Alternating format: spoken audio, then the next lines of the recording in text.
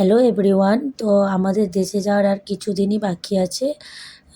তো এখন থেকেই আমি একটু একটু করে গোছানো চালু করে দিয়েছি। কেন আ সব কিছু আমাকে নিয়ে যেতে হয়। এটা তার পরের দিনের, মানে আমি আগের দিন রাত্তিরে গোছাচ্ছিলাম। পরের দিন সকালে দেখো আবার বৃষ্টি পড়ছিল। তো উঠে দেখছি আমার চোখটা লাল হয়ে আছে। মাঝে মাঝেই জল দিচ্ছিলাম আর গিয়ে গিয়ে দেখছিলাম, ঠান্ডা জল দিতে বলছিল সবাই। তো সেই হিসাবে চোখটা জানি না কি হয়েছে। আগের দিন কিছু পড়েছিল চোখে, তো একটু রগড়ে দিয়েছে বলে হয়তো লাল হয়ে আছে।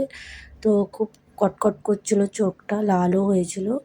তো ড্রপ নিয়ে এসেছি, ড্রপ দিচ্ছি চোখে। আর এই যে এখানে আমি বিছনা-টিছনা গুছিয়ে নিয়ে ছেলেকে ডেকে দিলাম। দিয়ে মেশিন আমি রাত্তিরেই গিয়েছিলাম। সেগুলো বার করে একটু মিলে দিচ্ছি এগুলো।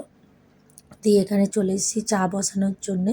কেন আমাদের রাত্তিরে সকালে জল দেয়, তো রাত্তিরে মেশিন লাগাই, তো আবার আমাদের মানে টাকিটা আবার ফুল হয়ে যায় জলে সকালবেলায়। তো সেই হিসেবে আমরা রাত্তিরেই বেশিরভাগ মেশিন লাগাই।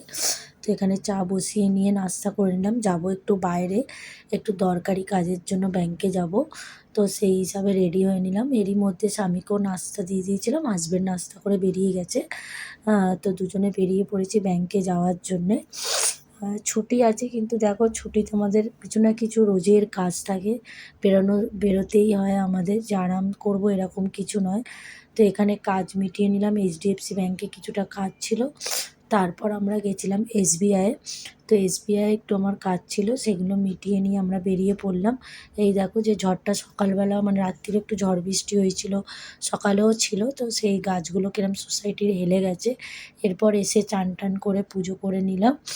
কিছু কাজ করে গেছিলাম, কিছু পরে বাকি ছিল। আজকে যেহেতু বৃহস্পতিবার, ডাল, আলু ভাজা করেছিলাম। আর এদিকে একটু রাত্তিরের মাংস ছিল, আমার ছেলে ওটা খাবে।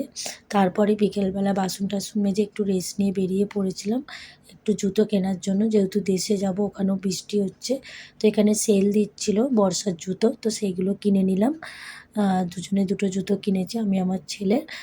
তারপর নিতে গেছিলাম আমি দুপাট্টা। দুপাট্টা নেওয়ার পর গেছিলাম একটু শাড়ি কিনতে। আমার জন্য নয়, দেশে অনেকজনকে দেওয়ার ছিল, সেই হিসাবে শাড়ি কিনতে গেছিলাম। আর রাত্তিরে এসে রুটি, পনির ভুর্জি খেয়ে ডিনারটা কমপ্লিট করলাম। আমার ভিডিওটা যদি তোমাদের ভালো লেগে থাকে, তাহলে প্লিজ লাইক, শেয়ার আর আমার সাপোর্ট করো। Bye bye, thank you.